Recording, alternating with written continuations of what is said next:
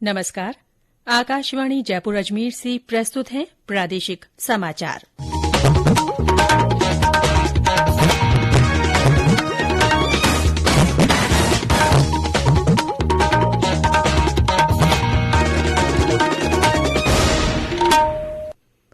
समाचारों के साथ मैं रितिका गुप्ता।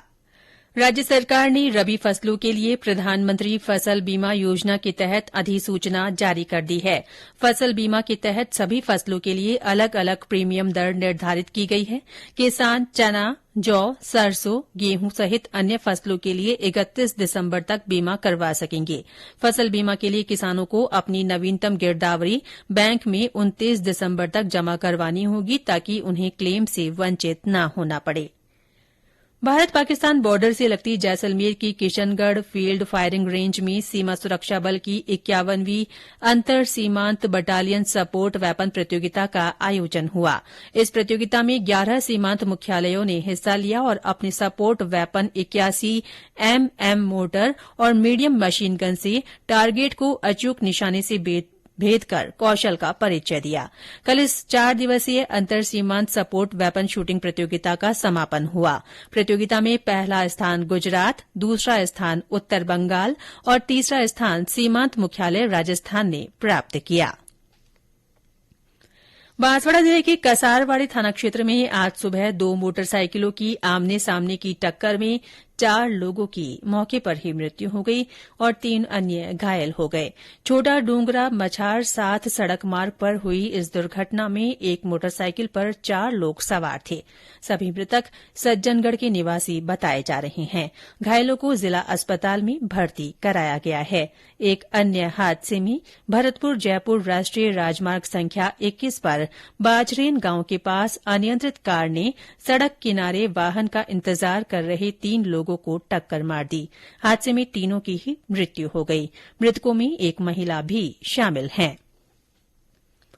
राजधानी जयपुर के पर्यटन स्थलों पर एक बार फिर पर्यटकों की संख्या में बढ़ोतरी होने लगी है।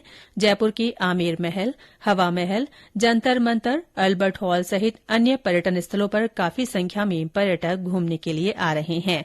आमेर महल अधीक्षक पंकज धरेन्द्र ने बताया कि दिवाली के बाद से ही रोजाना 5 से 6 हजार पर्यटक आमेर महल देखने पहुंच रहे हैं। उन्होंने बताया कि आने वाले दिनों में इसकी संख्या में और बढ़ोतरी होने की उम्मीद है। इधर झीलों की नगरी उदयपुर में दीपावली की छुट्टियों के दौरान करीब 1.25 लाख लोगों ने शहर का भ्रमण किया। पर्यटन व्यवसायियों का कहना है कि आगामी 20 नवंबर तक शहर के होटलों में 65% कमरे बुक हो चुके हैं। इससे उदयपुर में पर्यटन क्षेत्र में खुशी की लहर है। पर्यटन व्यवसाय से जुड़े लोगों का कहना है कि राजसमंद के नाथद्वारा में रामकथा के आयोजन की वजह से पर्यटकों की संख्या में इजाफा हुआ है।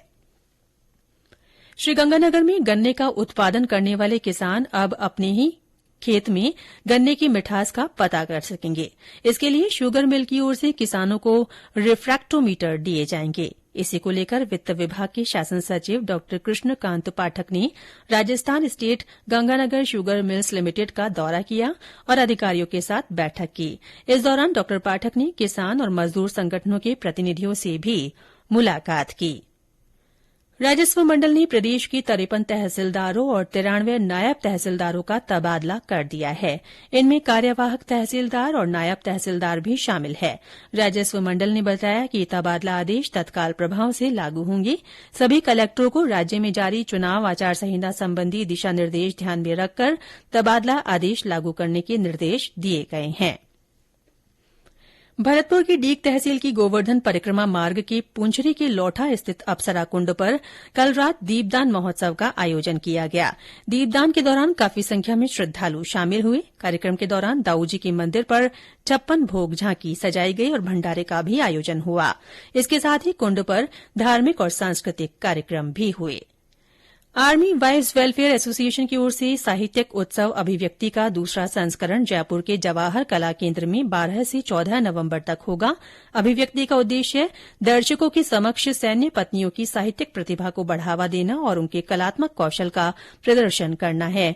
3 दिन के उत्सव में पैनल डिस्कशन होगा। इसके अलावा पुस्तक विमोचन, कहानी कथन, प्रसिद्ध कलाकारों द्वारा थियेटर, पहली बार लेखकों द्वारा डेब्यू लॉन्च और क्यूरेटेड वर्कशॉप भी आयोजित की जाएगी। इसी के साथ प्रादेशिक समाचार बुलेटिन समाप्त हुआ। नमस्कार।